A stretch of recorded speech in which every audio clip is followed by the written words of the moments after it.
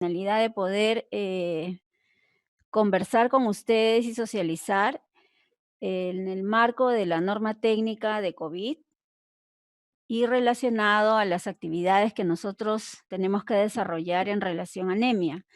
Si bien es cierto, esto es una prioridad sanitaria en estos momentos, eso no quiere decir que descuidemos algunas actividades, ¿no?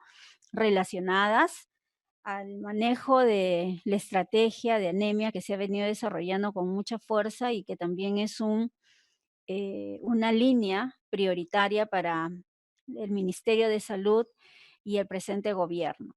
Entonces, vamos a comenzar un poco en socializar con ustedes este documento técnico, el número 139, que fue emitido el 29 de marzo del 2020 y que habla sobre la atención y manejo clínico de casos COVID. Eh, Hay que tener en cuenta, dentro de esta norma, que existen factores de riesgos y signos de alarma. Y todos nosotros tenemos que tener en cuenta que estos factores de riesgos y signos de alarma, si los identificamos tempranamente, vamos a mejorar nuestra intervención en esta estrategia, en este programa que se está desarrollando, que es el COVID. Los factores de riesgo ya es conocido por todos nosotros. Habla de las complicaciones relacionadas a ella en aquellas personas mayores de 60 años y en aquellas personas que tienen presencia de comorbilidad, llámese hipertensión arterial, enfermedades cardiovasculares, diabetes, obesidad, asma, enfermedad respiratoria crónica, insuficiencia renal crónica, enfermedades o tratamientos inmunosupresores. Estos factores de riesgo hay que tenerlos muy en cuenta y tenerlos presentes para poder identificar cualquier sintomático respiratorio que se acerque o aquella persona que presente signos de infección respiratoria y que se agregue estos factores de riesgo, podríamos estar hablando de un potencial sintomático o un potencial sospechoso del COVID-19. Dentro de ello hay signos de alarma. Los signos de alarma permiten identificar la necesidad de la atención, de la atención médica en estos casos. Y hay que tener en cuenta que estos signos son importantes y parte del trabajo que nosotros vamos a realizar desde anemia es identificar estos signos de alarma. Sensación de falta de aire o dificultad para respirar, desorientación, confusión, fiebre mayor de 38 grados y persiste por más de 2 días, en algunos casos dolor de pecho y en otros casos coloración azul de los labios. Hay que tener en cuenta estos signos de alarma para poder sospechar en un paciente sintomático respiratorio con síntomas respiratorios estos elementos que nos van a permitir ver cómo están estos pacientes, ¿no es cierto? Y cómo también a través de un monitoreo, un control o una llamada telefónica podríamos nosotros evidenciar este tipo de casos o estos tipos de signos de alarma entre los padres o los familiares del niño con anemia que estamos siguiendo. Entonces, quisiera que por favor tuvieran muy en cuenta estas dos líneas principales, que son los factores de riesgo y los signos de alarma.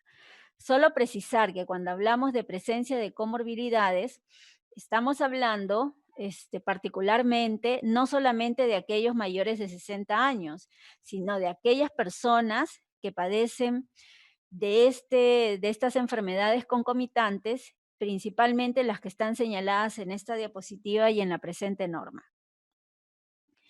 Una de las cosas que nosotros estamos viendo es que hay niveles y responsabilidades por los diferentes niveles de atención.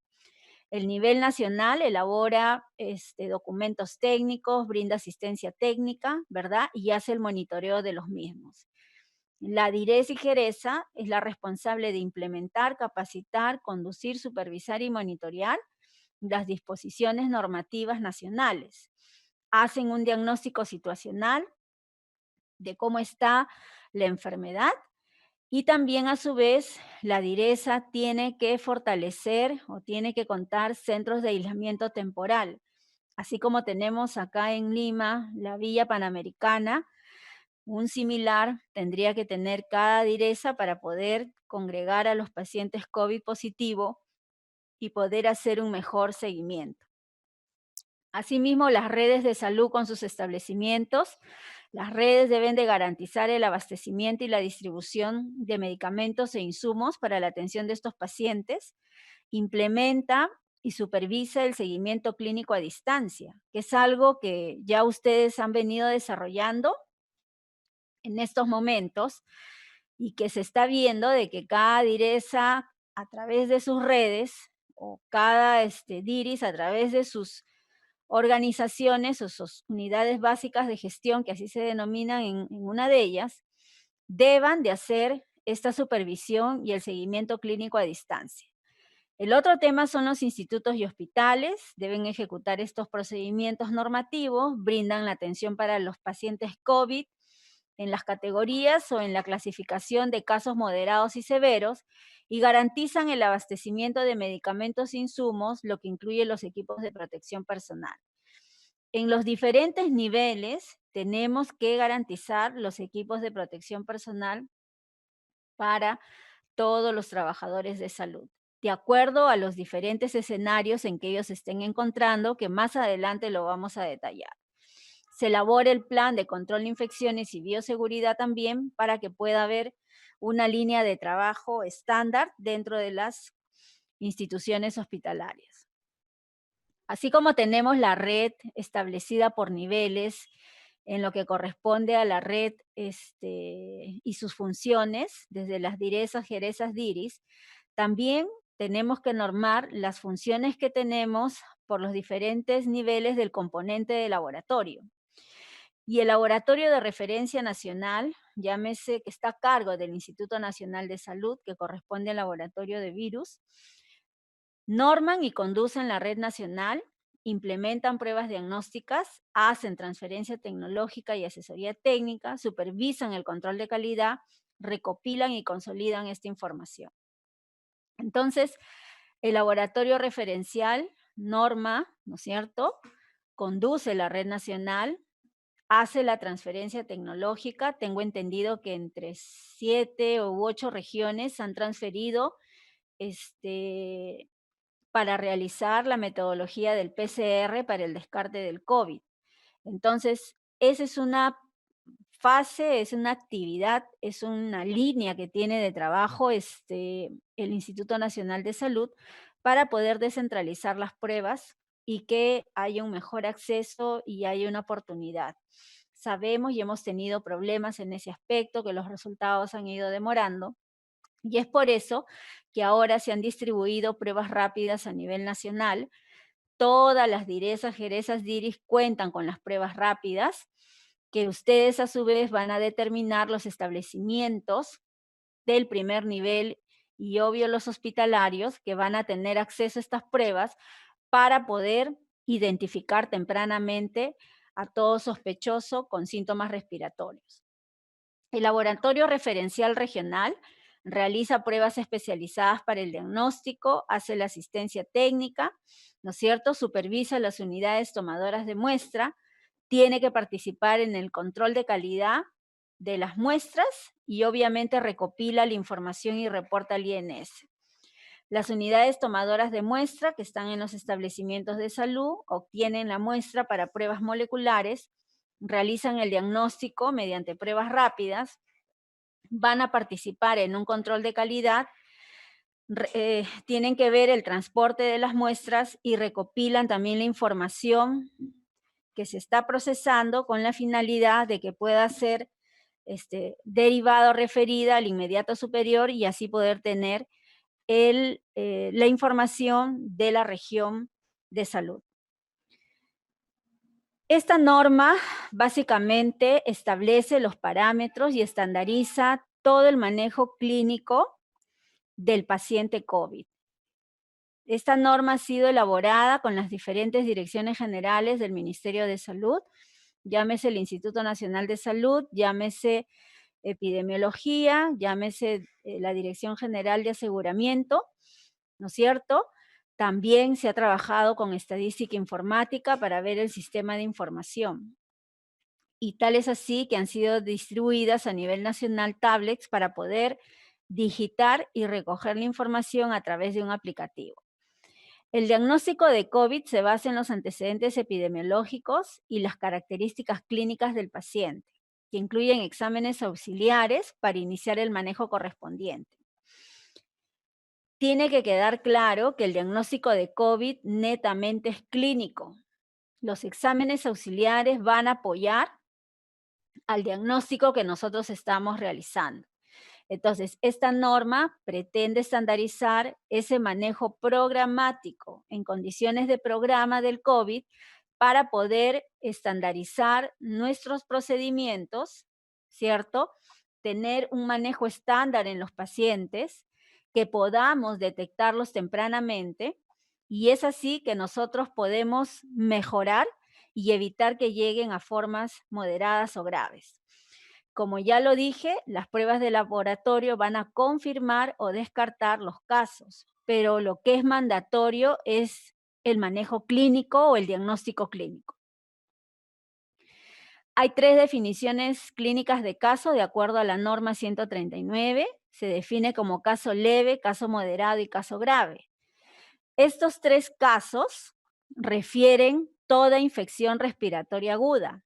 Por lo tanto, en el primer caso, que es el caso leve, esta infección respiratoria aguda puede estar acompañada por al menos 2 de los siguientes síntomas que están redactados en esta diapositiva, que son tos, malestar general, dolor de garganta, fiebre y congestión.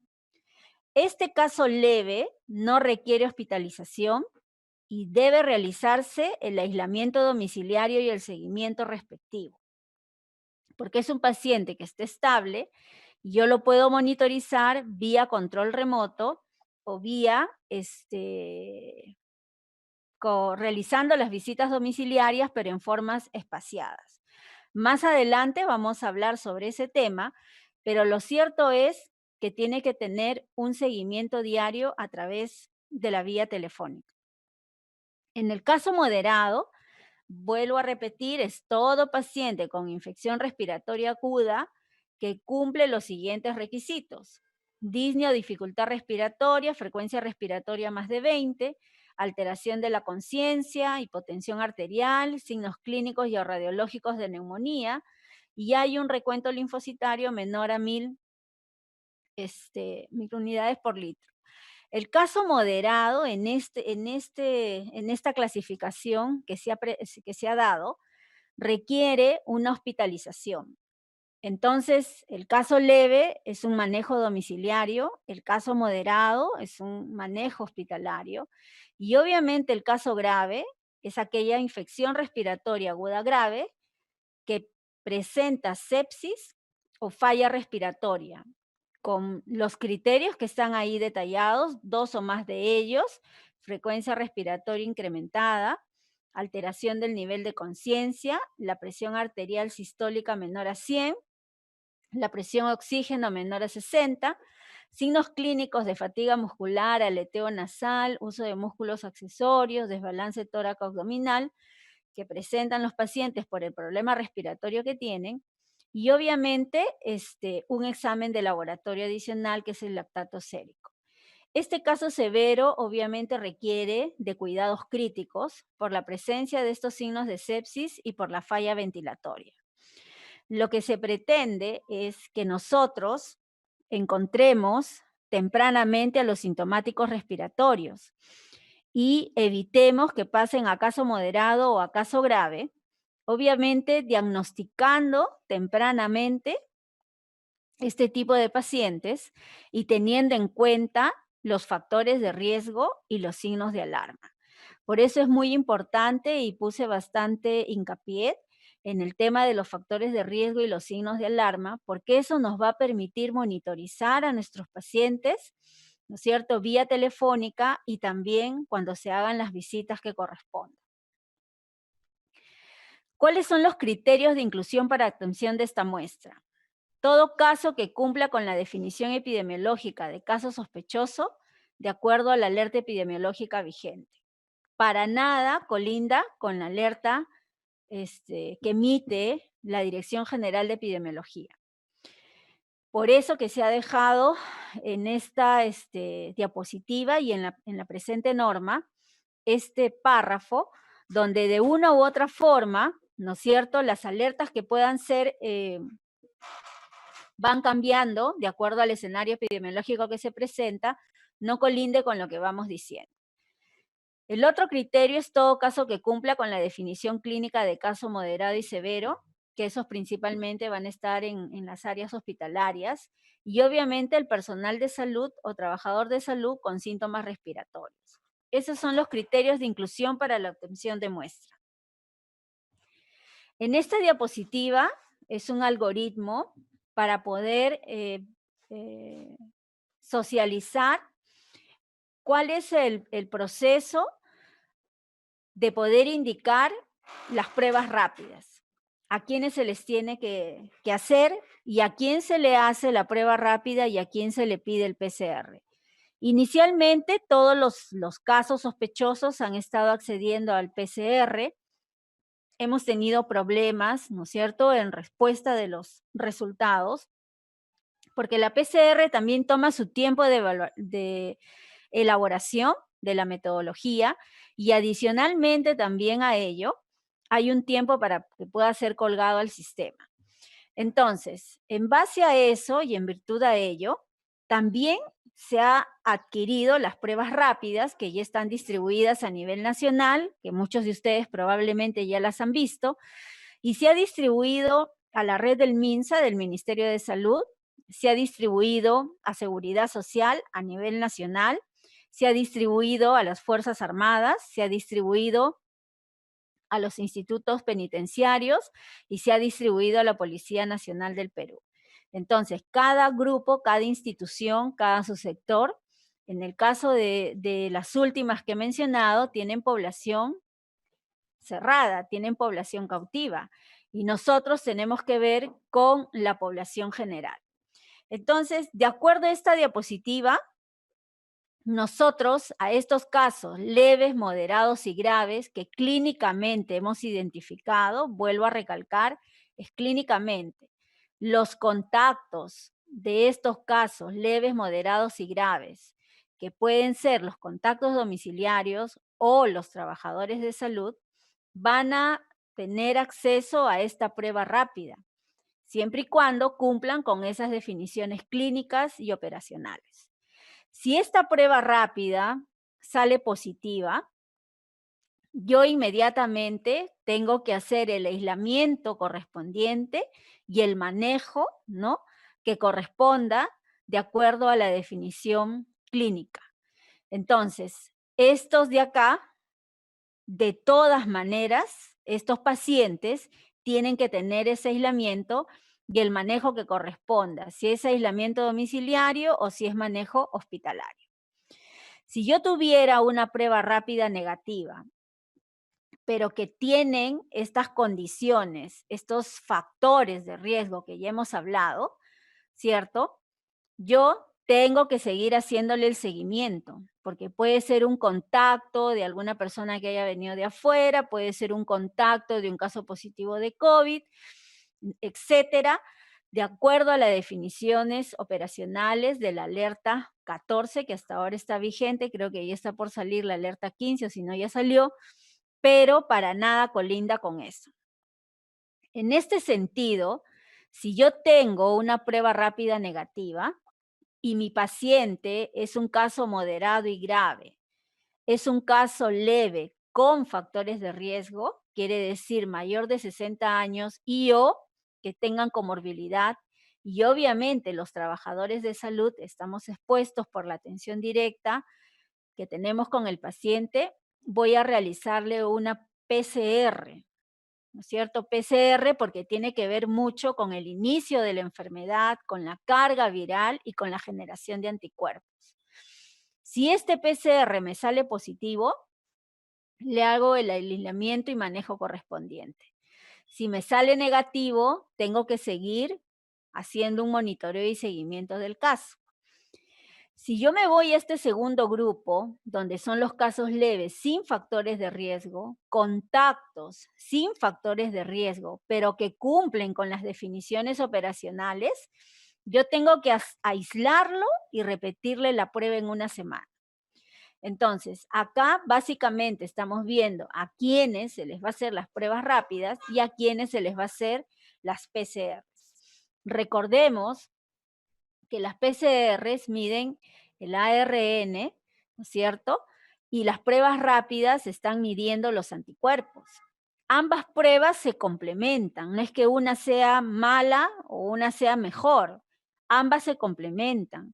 Y hay los periodos de la enfermedad que ya bastante lo hemos hablado, ya bastante se ha explicado. En sus días iniciales la carga viral aumenta y más o menos entre el cuarto, quinto, sexto día, esa carga viral alta, si yo le tomo el PCR, me va a salir positivo, porque va a medir el ARN de esos virus. Si yo le tomo en el primer y segundo día, ¿no? De iniciado la enfermedad, probablemente ese PCR me salga negativo. Y es que ha pasado en los hospitales, donde han estado a la espera de los resultados del PCR, llegaron las pruebas rápidas y le tomaron la prueba rápida para determinar. El PCR salía negativo y la prueba rápida salió positiva. ¿Y por qué salió positiva? Porque ya había pasado los 7 días de enfermedad de la carga viral y al séptimo día, octavo día, empiezan a crecer los anticuerpos, el cuerpo lo genera, ¿no es cierto? Y entonces es en ese momento que con las pruebas rápidas, cuando le tomo la muestra al paciente, me va a salir positivo. Y eso también tiene su periodo. Entonces, con esto que les quiero decir, mientras una mide anticuerpos y la otra mide el ARN, no es que una sea mejor que la otra, ambas se complementan y eso tiene que estar claro para poder hacer el seguimiento de nuestros pacientes. Muy bien, vamos a pasar entonces ahora al flujo de atención de pacientes sospechosos. Aquí está una doctora del equipo de laboratorio de virales que está haciendo la capacitación en servicio al equipo de laboratorios, enfermeras de la red Rebagliati. Muy bien. Hay 3 ingresos que nosotros tenemos que ver. Uno es el call center, que todos ustedes han escuchado, que es a través del 113.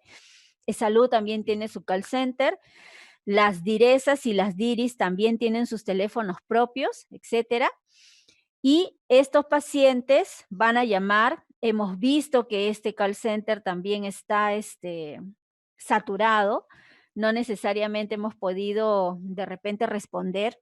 Ha mejorado porque ha fortalecido en recurso humano, pero igual es indispensable, ¿no? Y es bueno que cada diresa tenga también su call center y que coordine, ¿no es cierto?, con Infosalud para poder ingresar los datos de la persona que está captando en el sistema y en el aplicativo general que se tiene. Entonces, los ingresos que vamos a tener para poder tratar los diferentes casos son 3. El call center, los establecimientos de primer nivel de atención, porque muchos de ellos están abiertos con piquetes o con brigadas del establecimiento, y los hospitales. Vamos a hablar entonces ahora de los establecimientos del primer nivel de atención. Todo establecimiento de salud de los diferentes niveles, o de los que han sido designados, tienen que tener un flujo diferenciado, un triaje diferenciado. Por ese triaje, el paciente, desde que ingresa al establecimiento de salud y refiere síntomas respiratorios, desde la vigilancia se le tiene que ofrecer una mascarilla. Ahora, ¿qué tenemos a favor? Que ha salido un decreto supremo hace poco donde hace el uso obligatorio de la mascarilla. Entonces, nadie, absolutamente nadie, debe transitar si no tiene la mascarilla colocada. Ese es un punto a favor. Ingresa el paciente al establecimiento de salud, se le evalúa y se hace el triaje diferenciado es un paciente sintomático respiratorio, ¿verdad? Tiene los factores de riesgo y tiene los signos de alarma, yo le voy a ofertar esta prueba rápida que mide la IgM y la IgG. En ese sentido, yo voy a tener dos resultados, si es positivo reactivo y si es negativo no reactivo. Si es positivo el paciente y es un paciente caso leve, de acuerdo a los síntomas y signos que hemos descrito en las láminas anteriores, yo lo que voy a trabajar con él es el tema del aislamiento domiciliario y el seguimiento respectivo. ¿Cuántos días tengo que aislarlo? 14 días. Tengo que hacerle un seguimiento vía oral, por teléfono, ¿verdad? Lo voy a llamar y le voy a hacer 2 visitas en los 14 días. Al inicio, que he tenido el primer contacto con el paciente, y a los 7 días. ¿Eso que nos va a permitir? Monitorear si hay signos de alarma en estos pacientes para poder actuar tempranamente y poder hacer las referencias o las derivaciones que correspondan. Si yo tengo un caso positivo y de acuerdo a la clasificación clínica lo catalogo como un caso moderado grave, inmediatamente debo referirlo al hospital que corresponde. Vámonos a este lado para ver los resultados de los casos negativos. Si sale un caso negativo y es un caso leve sin factores de riesgo, o sea que no es mayor de 60 años ni tiene comorbilidades, yo le voy a hacer el aislamiento domiciliario y el seguimiento respectivo. ¿Está bien? Durante 14 días vía telefónica y 2 visitas en esos 14 días. Pero como este paciente ha ingresado como sospechoso y probablemente haya estado en contacto con un COVID o haya viajado al extranjero o trabaje en el establecimiento de salud como personal de salud y ha estado en contacto con pacientes, yo no me voy a quedar tranquilo al salir el primer negativo, ¿verdad? En este caso leve, sin factores de riesgo. Sin embargo, lo voy a aislar, le voy a hacer seguimiento y a los 7 días le vuelvo a repetir la prueba para confirmar realmente si es un paciente COVID o no, o estoy descartando alguna otra patología. Por eso que es importante entender que entre el PCR y la prueba rápida se complementan. Por ejemplo, si yo evalúo al sospechoso, le hago la prueba rápida, tiene los factores de riesgo, me sale negativo, es un caso leve con factores de riesgo, dependiendo del día de la enfermedad, yo inmediatamente igual ese paciente tiene que hacer un aislamiento individual y se le tiene que hacer el seguimiento. Ese seguimiento que se realiza de acuerdo a norma es cada 72 horas y la vía telefónica es diaria para poder identificar los signos de alarma de acuerdo a cómo estamos hablando y haciendo el seguimiento al paciente. Pero a este caso sí le tengo que realizar una PCR, porque probablemente he tomado la muestra en un periodo donde recién está comenzando la enfermedad, ¿no es cierto? Entonces no ha generado todavía anticuerpos. Pero como para mí la clínica es la que manda, es mandatoria, entonces es un sospechoso potencial, entonces tengo que hacerle el seguimiento y tomarle la prueba del PCR. Si yo catalogo, clasifico en un caso moderado grave, tengo que referirlo obviamente al hospital que corresponda, coordino las ayudas necesarias a través de la red de ambulancias, ¿no? En este caso SAMU es el que está acá a nivel de Lima, de acuerdo a la directiva que ha salido, que apoya en estas referencias de estos casos. Pero como yo necesito trabajar y mientras más temprano encuentre a mis pacientes, mejor plan de trabajo voy a hacer con ellos, voy a tener un mejor seguimiento de los casos y voy a identificar tempranamente para que pueda ser trasladado a los niveles que correspondan. En todos estos casos, ¿no es cierto? Sea positivo o sea negativo, nosotros tenemos que realizar el estudio de contactos. ¿Qué quiere decir? Yo voy a un domicilio, ¿no es cierto?, de un caso sospechoso o viene al establecimiento de salud me sale positivo, yo tengo que ir sí o sí al domicilio a constatar dónde vive y hacer también la prueba rápida a todos los contactos que han estado con este paciente. Dentro de esos contactos, yo voy a tener probablemente contactos con síntomas y contactos sin síntomas. ¿Está bien? Y de repente, alguno de ellos ya no va a ser solo un contacto, va a pasar a ser un caso, pero ha sido un contacto del caso inicial. Entonces, por eso es importante realizar el estudio de contactos en la casa, identificar tempranamente a todos los casos, hacer la prueba rápida y hacer el seguimiento y teniendo en cuenta este fluxograma. Siempre tener presente, por favor, los factores de riesgo y los signos de alarma. Siempre. La clínica es mandatoria. Los exámenes de laboratorio nos van a corroborar realmente si es un paciente COVID o no es un paciente COVID. Este es en el lado del ingreso a través del sistema hospitalario o de los hospitales. Aquí estamos hablando de los establecimientos de segundo y tercer nivel. Tiene que haber una evaluación en un triaje diferenciado, todo el flujo tiene que ser diferenciado y debemos de tener claro que hay que diferenciar los ingresos al paciente. El flujo para los pacientes COVID y el flujo para los pacientes no COVID. Tiene que haber ese triaje diferenciado. Paciente ingresa al establecimiento de salud, ¿no es cierto? Ingresa al establecimiento de salud. Tú ves desde el vigilante que tiene que estar capacitado, con síntomas respiratorios, le ofreces una mascarilla simple. Ahora no vamos a tener mucho problema en eso porque vuelvo a decir, y hay un mandato nacional que todos debemos usar mascarilla. Lo evalúa el médico y le hace la prueba rápida. Si sale positivo igual que el anterior, es un caso leve, lo va a referir a su domicilio con todas las orientaciones y consejerías que se le da. El paciente tiene que aislarse y hay que hacer el seguimiento. ¿Quiénes van a hacer el seguimiento? Las DIRIS, las jerezas, las direzas van a hacer el seguimiento de estos casos. Por eso que el hospital tiene que coordinar estrechamente con la direza, diris o jereza a través de epidemiología.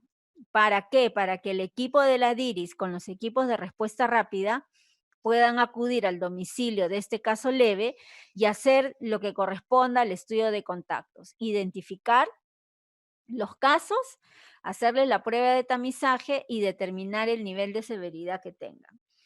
Obviamente el establecimiento de salud conoce bien su jurisdicción, tiene la sectorización, sabe qué familias viven ahí y puede ser mucho más fácil que ellos puedan identificar este tipo de pacientes y apoyados con estos equipos de respuesta rápida puedan hacer el cerco, ¿no es cierto? Y poder tamizar a todos los contactos que han estado con estos casos positivos. Si en el hospital es caso moderado grave, la hospitalización donde corresponda, hemos dicho que los moderados en hospitalización, los graves a las unidades de cuidados intensivos. Si en el hospital yo tengo un paciente negativo, pero que es altamente sospechoso por las características que nosotros ya hemos venido hablando, es un caso negativo y no tiene factores de riesgo, ese paciente se va al aislamiento domiciliario, ¿no es cierto? Hay que hacerle el seguimiento diario, telefónico, y hay que repetirle la prueba en una semana, por las consideraciones que hemos visto de la carga viral y de la generación de los anticuerpos.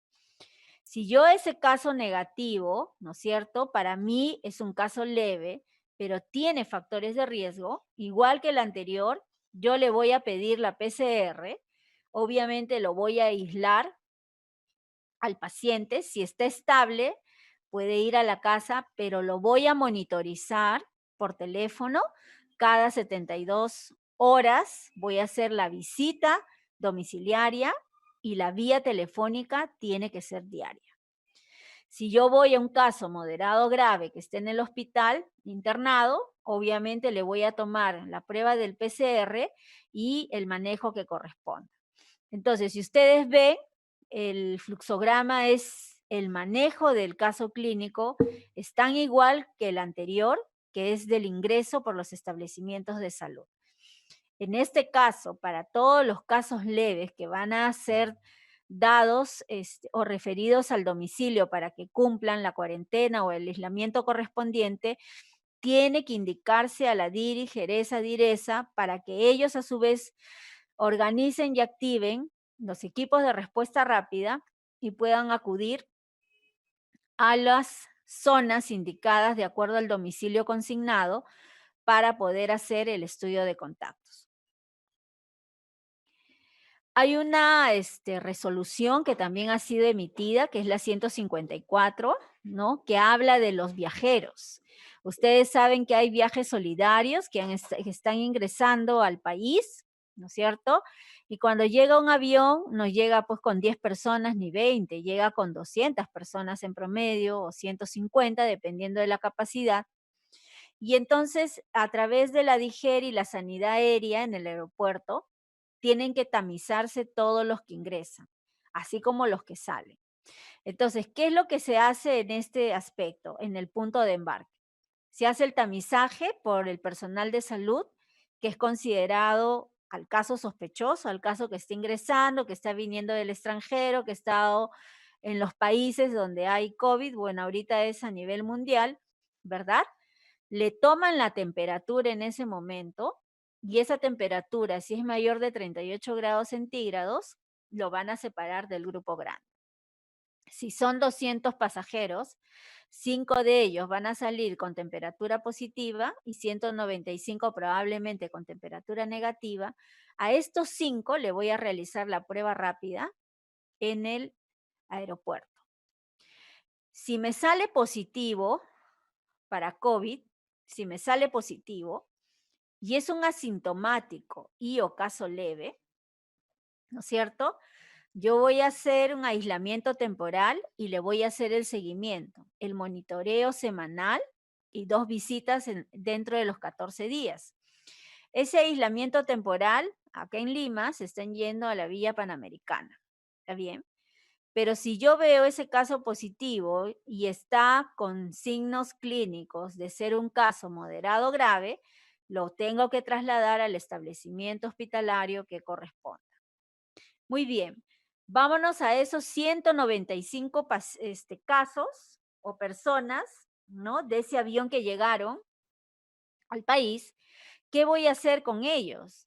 Temporalmente los voy a llevar a un centro de aislamiento temporal y que dentro de las 24 y 48 horas yo le voy a realizar la prueba rápida para identificar si hay algún paciente que tiene COVID. Pero como son altamente sospechosos porque vienen del extranjero, ¿no es cierto?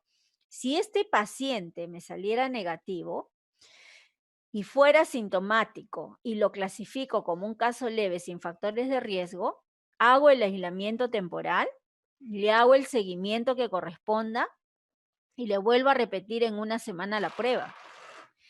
Este aislamiento temporal o este paciente se va a quedar en el hotel porque se han asignado hoteles para que puedan hacer esa instancia o ese aislamiento temporal hasta que pueda tomarle la segunda prueba.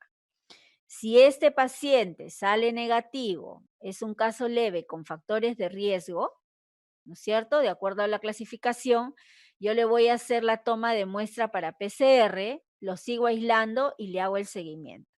Si es un caso moderado grave, le tomo la PCR, inmediatamente lo traslado al establecimiento hospitalario que corresponda. Entonces, si ustedes ven, el fluxograma después de la prueba rápida es igual, tan igual como los dos anteriores que hemos socializado, que hemos conversado, y lo que sí está cambiando en ellos es cómo ingresan al sistema de salud. Muy bien, dentro de la norma se tiene tratamientos específicos para COVID, y en este caso estamos hablando del fosfato de cloroquina, ¿no? Que equivale a 150 miligramos de cloroquina base, que es un primer esquema. La dosis, 500 cada 12 horas, por 7 a 10 días, es vía oral. El segundo esquema de tratamiento es la hidroxicloroquina, 200 miligramos cada 8 horas, de 7 a 10 días. Y el tercer esquema de tratamiento es la hidroxicloroquina más acitromicina, que esté indicada por 7 a 10 días. La primera hidroxi, 200 miligramos cada 8 horas, la acitromicina, 500 miligramos el primer día, y luego 250 miligramos cada 24 horas. Todo esto es vía oral. Estos tres esquemas de tratamiento solo están asignados por ahora a los casos moderados y graves. Va a salir una actualización donde este esquema de tratamiento probablemente se amplíe para los casos leves. Muy bien. Vamos a hablar ahora de la atención de los casos COVID en los servicios de salud. Todos los establecimientos de salud tienen que implementar áreas administrativas y asistenciales diferenciadas para estos pacientes COVID 2019 con la finalidad de poder reducir la exposición de los trabajadores de salud. Entonces, en el establecimiento de salud que está funcionando ahora, están poniendo o están teniendo piquetes de atención, no se está dando la consulta externa regular, por lo tanto, estamos a la espera de las urgencias que se puedan presentar. Entonces, en base a eso, la atención a distancia de pacientes con COVID 2019, ¿no es cierto?, se tiene que dar. Si un paciente o su cuidador requiere información, debe llamar al operador informativo, en este caso el 113, es salud, los otros números telefónicos oficiales de las DIRESas, JERESas, DIRIS. Hay veces las municipalidades también están trabajando con esto para poder recibir esa asistencia a distancia y luego seguir el flujo consignado en el anexo número 3. Muy bien. Uy, ¿no quiere pasar?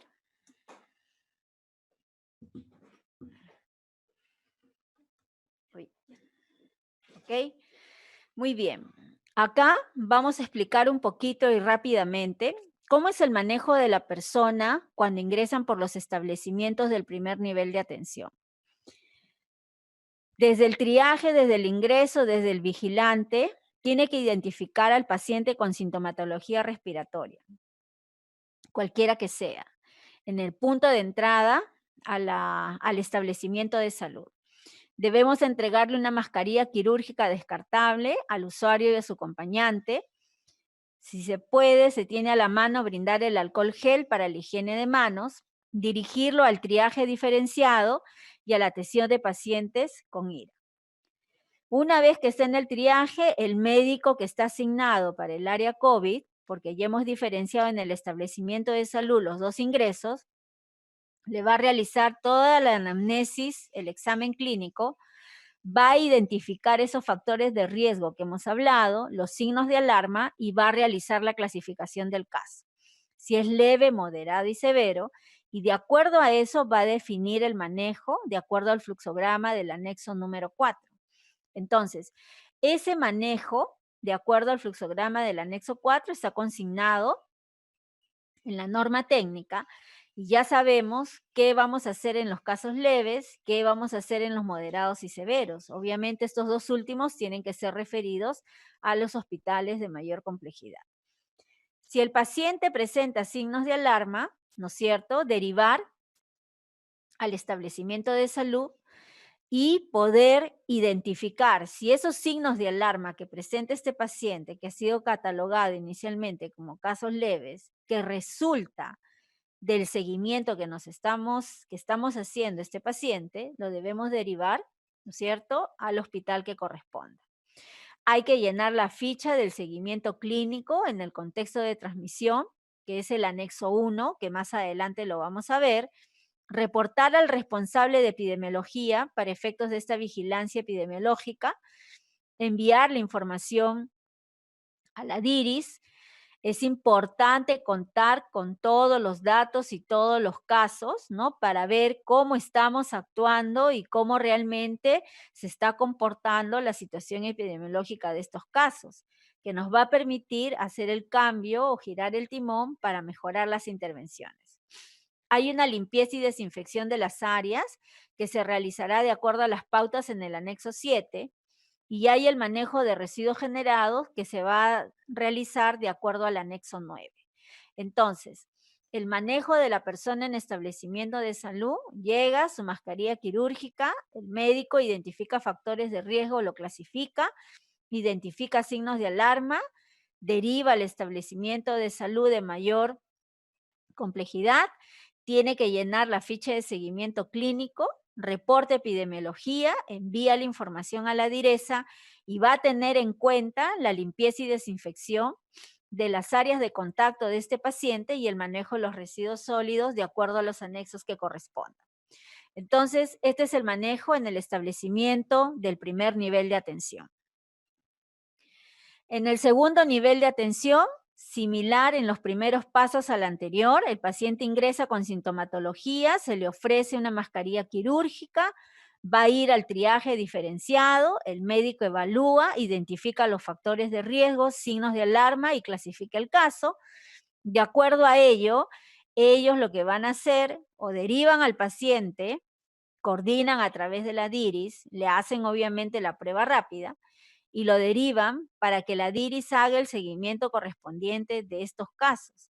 Los otros pacientes que están clasificados como graves o moderados van a ser hospitalizados en las salas de aislamiento que cada hospital tiene, de acuerdo al manejo y protocolo que corresponde. Otra vez el hospital comunica al responsable de epidemiología para que pueda hacerse la vigilancia que corresponda y a su vez el estudio de contactos. El responsable del hospital de epidemiología coordina con la direza o jereza para poder garantizar que se haga este estudio. Y otra vez la limpieza y los residuos generados van a estar dados y se van a realizar de acuerdo a los anexos correspondientes. Muy bien. Este es el famoso anexo 1 que estábamos conversando, que es el seguimiento de los pacientes. Yo estoy en mi establecimiento de salud. Esto es como mi cartilla, mi tarjeta del monitoreo del paciente. El paciente ingresa, es un sintomático respiratorio, le hago la prueba rápida, me sale positivo, pero es leve. Y yo inmediatamente le aperturo esta cartilla y voy a colocar nombres, apellidos, DNI, día de seguimiento, las funciones vitales, los signos de alarma, signos y síntomas, los signos de alarma que están identificados en el extremo superior derecho, y tengo que colocar los contactos probables o los contactos que tienen que están viviendo con esta persona. Este anexo 1 se apertura por cada uno de los pacientes. Ahora, todos estos pasos que nosotros estamos hablando, vamos a ver más adelante, están incluidos dentro del aplicativo. Y eso lo vamos a ver. Pero tal y cual, donde no hay acceso al Internet, donde tenemos problemas de poder llenar directamente en las tablets que han sido distribuidas, yo puedo llevar mi cartilla, que es la que les estoy mostrando en esta norma 139, para que de una u otra forma nosotros hagamos el seguimiento de nuestros pacientes, y coloquemos la visita domiciliaria que se hace de acuerdo a si es leve, sin factores de riesgo, ¿no es cierto? Y el seguimiento telefónico. Y yo puedo preguntar, muchos de nosotros probablemente hemos atendido a familiares, amigos que han estado ansiosos porque piensan que tienen la enfermedad, y yo desde el teléfono puedo sentir si el paciente está agitado, si está tosiendo, y me puede decir si tiene dolor de garganta, etcétera, ¿verdad? Entonces, son cosas que nosotros podríamos monitorizar en relación a los casos leves, y esta es la cartilla y el anexo 1 del que estamos conversando. ¿Qué pasa con la atención de trabajadores en salud? Todo trabajador debe ser vacunado contra influenza y neumococo. Todo trabajador que cumpla con la clasificación clínica del caso debe realizarse la prueba. Es decir, un trabajador de salud que haya estado en contacto con los pacientes y con el manejo empieza con síntomas de resfrío, síntomas de procesos respiratorios, él es el primer candidato para poder hacerse la prueba rápida, ¿Está bien?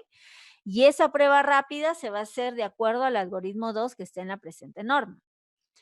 Todo trabajador con síntomas de ira debe de cumplir una cuarentena hasta el resultado de la prueba. Si el resultado es positivo, el trabajador debe suspender sus labores, comunicar al empleador y él tiene que darle las facilidades. Se notifica obviamente epidemiología y los contactos de ese trabajador o los contactos que han estado cercanos a ese trabajador también tienen que pasar por la prueba rápida y hacer la evolución clínica de cada uno de ellos, ¿no es cierto? Y de acuerdo a cómo se encuentren, el médico indicará la cuarentena correspondiente. Si el resultado es negativo, se realiza una evaluación individual del caso y el médico determina la conducta a seguir. Entonces, esto es un poco de lo que nosotros hemos plasmado del manejo que se tiene que hacer en los trabajadores de salud, porque a su vez somos la primera línea y tenemos que cuidar, ¿no es cierto?, identificar tempranamente porque estamos expuestos a poder contraer la enfermedad. Recomendaciones de los equipos de pruebas rápidas. Hemos hecho una clasificación de acuerdo al área y al usuario para que pueda acceder a este proceso. Si, por ejemplo, viene un paciente sintomático respiratorio y un acompañante, yo le voy a dar una mascarilla quirúrgica simple.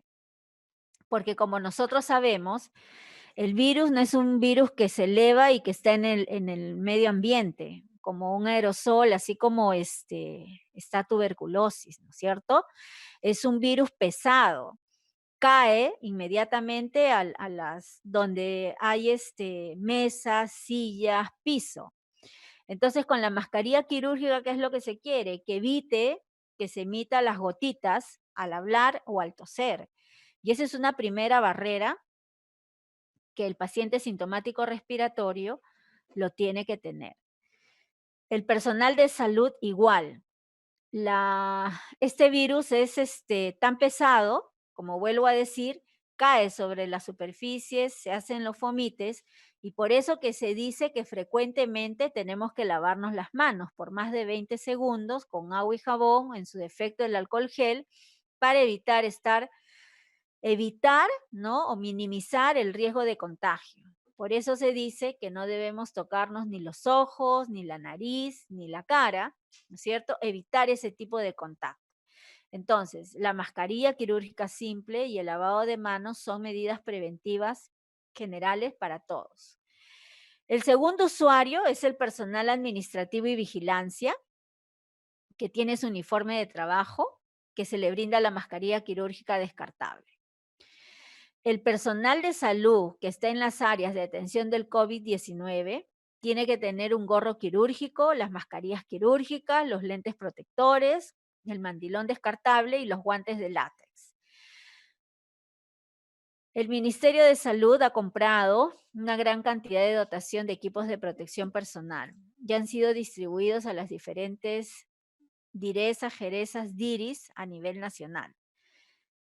Nosotros debemos hacer dos cosas grandes. Un uso racional de las pruebas rápidas, indicarlas estrictamente de acuerdo a la norma a quien corresponda. Y segundo, hacer el uso adecuado de los equipos de protección personal. Ustedes han visto en la televisión que hasta los policías están utilizando las mascarillas N95. Y no necesariamente ellos están en contacto directo, ¿no es cierto?, con los pacientes. Hay escasez de estos equipos a nivel mundial. Todo el mundo está que lo solicita y lo que hemos podido y el que el Ministerio de Salud ha conseguido y ha comprado es lo que se ha repartido a nivel nacional. Por lo cual, nosotros estamos pidiendo que se haga el uso racional de los mismos y que tomemos obviamente todas las medidas de barreras de protección.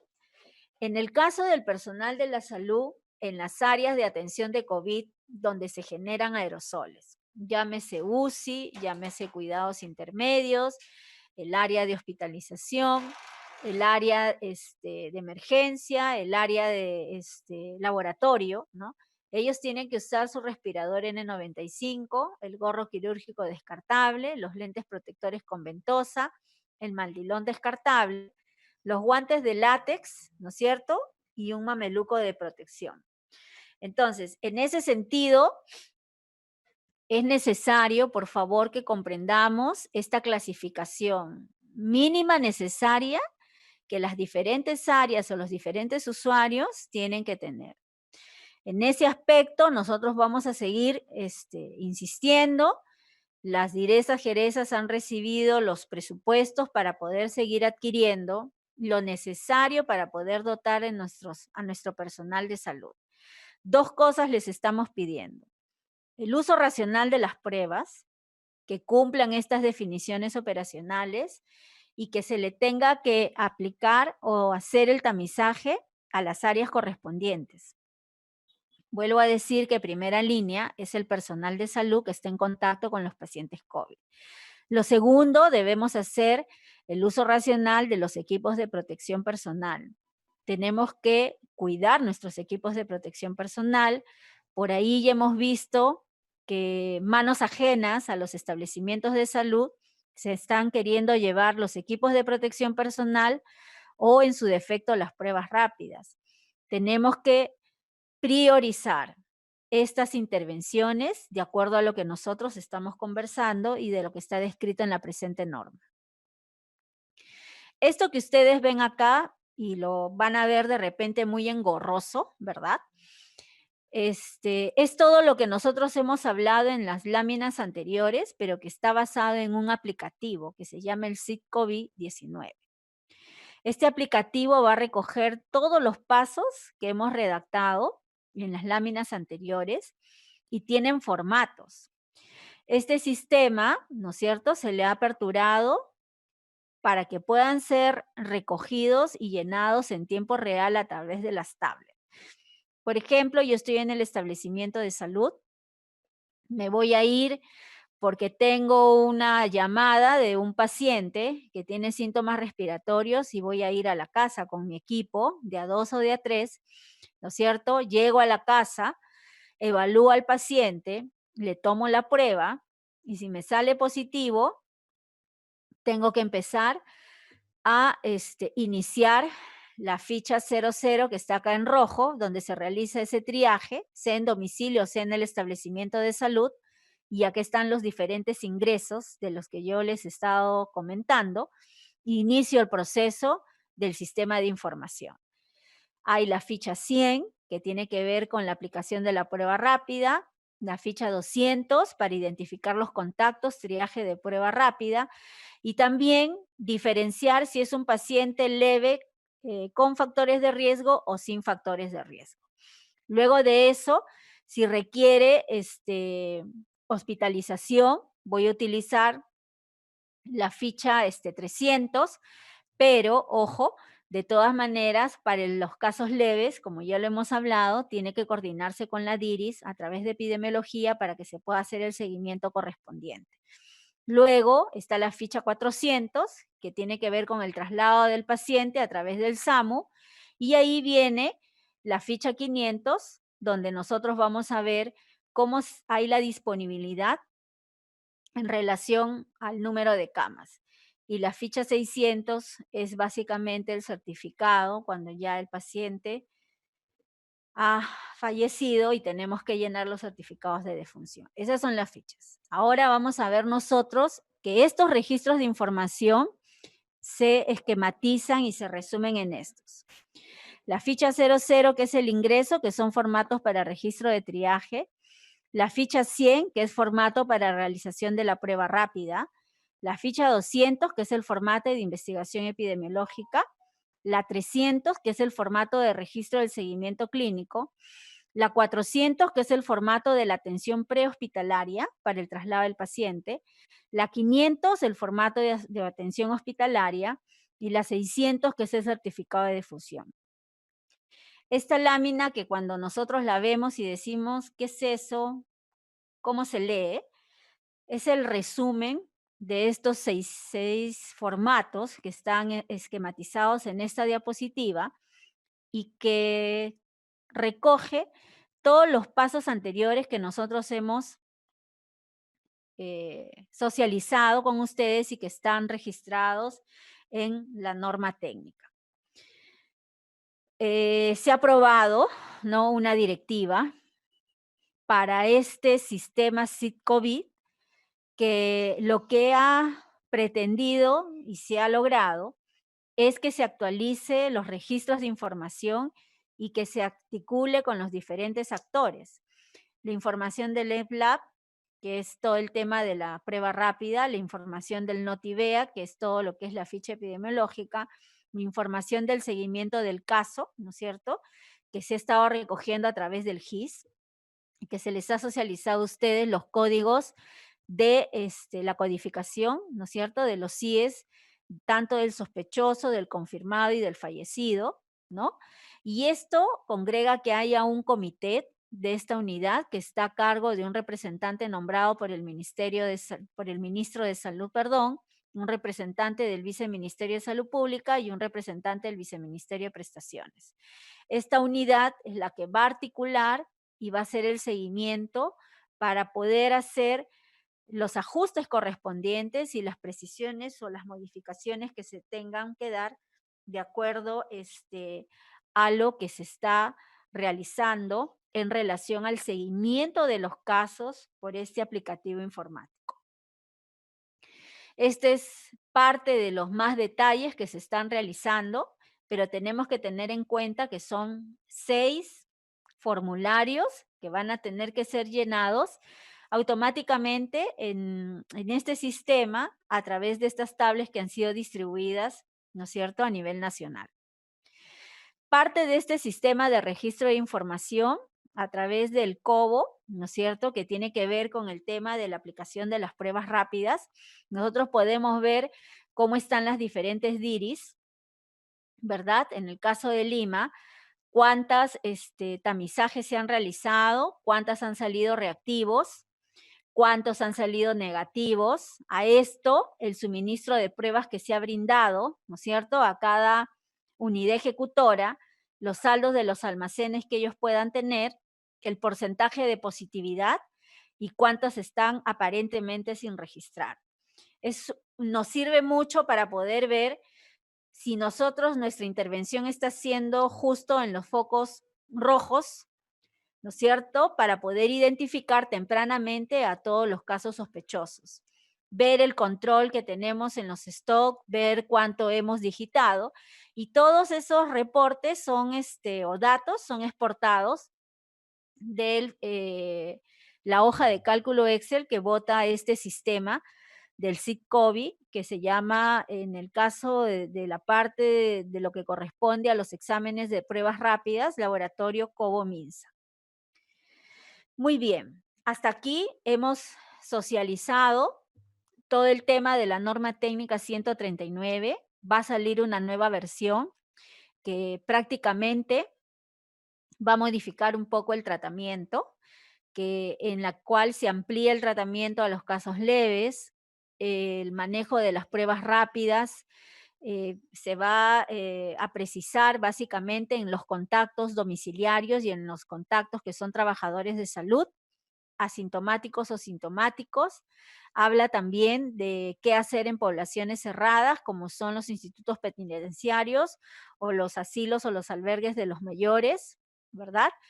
Y parte de ello es la actualización que se está dando en este documento técnico que próximamente va a salir. El resto de las actividades se mantienen, el seguimiento va a ser más exhaustivo y el sistema de información tiene que estar presente. Lo otro es las orientaciones para la continuidad de las acciones de la prevención y control de anemia, dirigido al personal de salud. Estos son unos lineamientos que nosotros necesitamos realizar en tanto se mantengan las medidas de aislamiento social. No todo es COVID, no debemos descuidar las otras intervenciones, las otras estrategias, y debemos implementar acciones de seguimiento de los niños a través del teléfono u otros medios disponibles según corresponda. Y vamos a hacer énfasis en lo siguiente.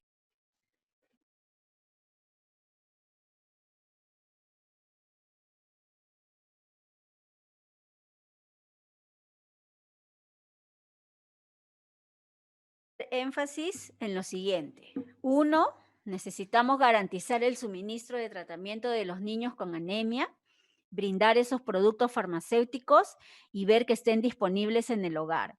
Necesitamos organizarnos, garantizar este suministro en los niños, ¿verdad? Muchos de ellos han iniciado, la cuarentena empezó hace 15 días, ya hemos cumplido el mes, nos estamos yendo hasta fin de mes, pero necesitamos garantizar esa continuidad de esa disponibilidad de esos productos farmacéuticos. Lo segundo, garantizar el monitoreo del manejo terapéutico de la anemia que corresponde al consumo de lo mismo, ver si ese consumo está ocasionando algún evento adverso, ver que esté disponible en el hogar, a través de qué, de la vía telefónica y que pueda estar registrado en un documento, en un libro de seguimiento de casos, lo que nos va a permitir a nosotros llenar los sistemas a través del GIS. En el caso de anemia, el sistema de información que nosotros estamos llenando, registrando, es a través del GIS web, del GIS MINSA. ¿Qué otra cosa más tenemos que hacer en anemia? Debemos brindar orientación y consejería sobre el consumo de los alimentos saludables, ricos en hierros, a fin de poder indicar el acceso a los productos de origen animal y vegetal. Es decir, la orientación y consejería de aquellos niños que nosotros tenemos registrados, porque tanto como anemia como inmunizaciones manejan la nominal de casos con los problemas que tenemos, pero sabemos quiénes son nuestros niños, dónde están nuestros niños, y podríamos hacer esa orientación y consejería a través de la vía telefónica. Hay que realizar el seguimiento telefónico al niño con anemia. Yo llamo al niño, veo cómo está, si está tomando tratamiento, si tiene tratamiento, si tiene algún problema respiratorio. Y si hay casos sospechosos con COVID-19, de acuerdo al documento técnico, tengo que identificarlo y coordinar con epidemiología para el estudio de contacto correspondiente. ¿Sí? El otro punto es que debemos brindar orientación sobre las medidas preventivas en casa, como es maximizar el lavado de manos, el aislamiento social, que cumplamos la cuarentena, el uso de la mascarilla quirúrgica o de tela debe ser obligatorio, de acuerdo al mandato, que ha hecho el presidente del país y que nosotros estamos ejecutando al 100%. Y parte de la orientación o parte del conversar con estos, buscar el seguimiento de los niños, es identificar los signos de alarma para las iras en nuestros niños con anemia. Son orientaciones que nosotros debemos de realizar con la finalidad de poder darle continuidad a los niños que han iniciado tratamiento, seguir haciendo la orientación de los mismos y poder monitorizar la evolución de ellos y además indagar si es que hay algún caso sospechoso de COVID en la familia. Orientar en las medidas de prevención tal como están establecidas en esta diapositiva. El equipo de la UFAMS ha estado trabajando, la licenciada Lino, ha estado trabajando con la OGTI y ha salido un documento también de orientaciones para la alimentación y nutrición saludable en el hogar dirigido a la comunidad. Entonces ustedes me dirán, ¿no? ¿Cómo voy a anotar yo que estoy llamando al paciente? ¿Bajo qué lo voy a registrar como producción en el sistema, en el aplicativo del GIS? Entonces han estado conversando, han estado coordinando y en esta diapositiva ya hay códigos del GIS donde se ve el seguimiento telefónico, donde se ve la visita integral familiar, donde se ve la teleorientación sincrónica, la sincrónica. Si yo voy y no puedo registrar directamente, lo registro y después se actualiza solo y el telemonitoreo. Estas codificaciones de actividades van a ser asignadas al personal de salud. Están trabajando para que sea para todos los diferentes grupos ocupacionales, que podamos hacer este telemonitoreo y que podamos registrar las actividades que nosotros estamos realizando. Un momentito, por favor. Ok, entonces Estas son prácticamente las orientaciones que nosotros queríamos compartir con ustedes en relación a cómo fortalecer las acciones en la prevención y control de la anemia, que deben ir acompañadas de esta socialización de la norma técnica 139. Aprovechar esas llamadas por teléfono, ese seguimiento por teléfono, brindar ese alcance a los niños, garantizar el acceso a los tratamientos, ¿no es cierto? Y que puedan ellos continuar con la orientación y consejería y el seguimiento que nosotros hemos estado haciendo probablemente de forma presencial, pero que ahora lo vamos a hacer vía remota o vía telefónica. Eso es parte de las acciones que nosotros queríamos conversar el día de hoy y bueno, estoy ya a las preguntas que puedan darse a través del chat. Muchas gracias. Voy a tratar de simplificar el tema de las preguntas que se están dando aquí. Como ustedes saben, ya estamos cerca a la hora del toque de queda. En algunas regiones están antes que nosotros. Y bueno, vamos a tratar de responder a las preguntas que estamos viendo a través del chat. Son varias, no vamos a pretender responder todas, el tiempo nos va a ganar, pero probablemente las principales preguntas son las que se están dando.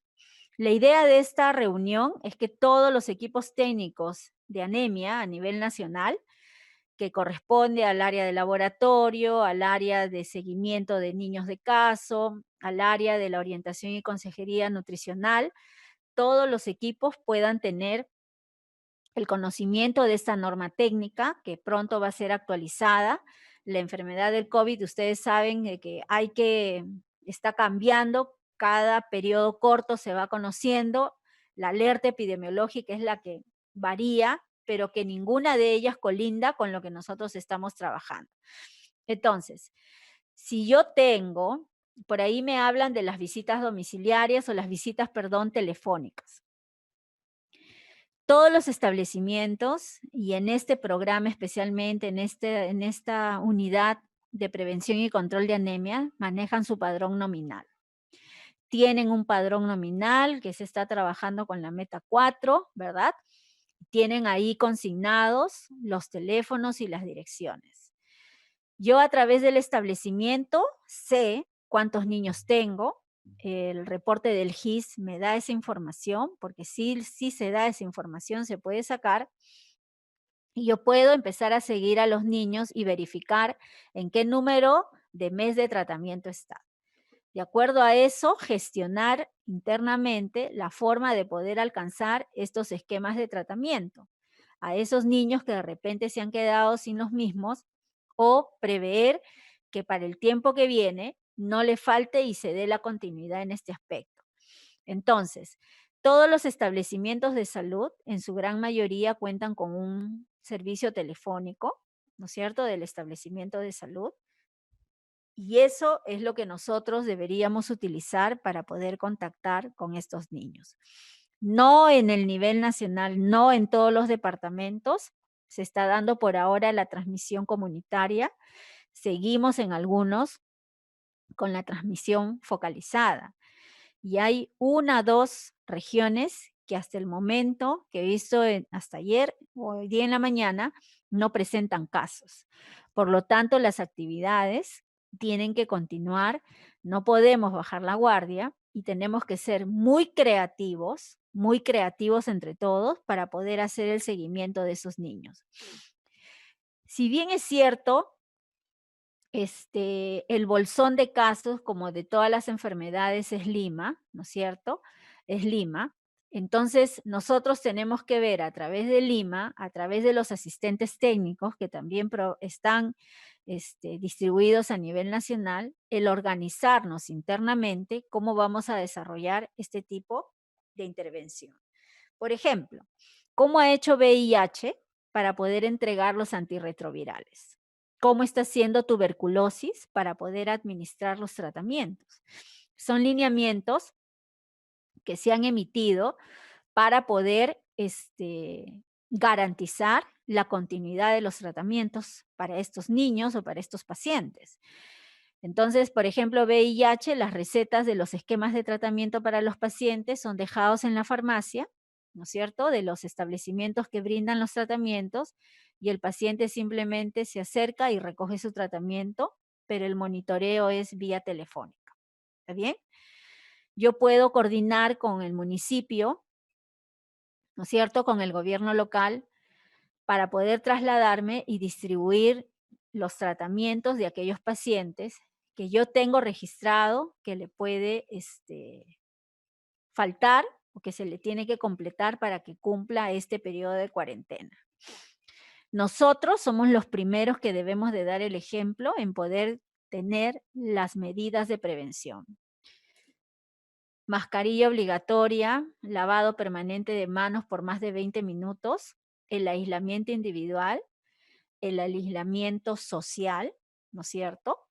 Yo tengo que estar 1 metro a otro metro de otra persona si es que voy al mercado, voy a hacer algún trámite o voy a la farmacia porque necesito algún tratamiento.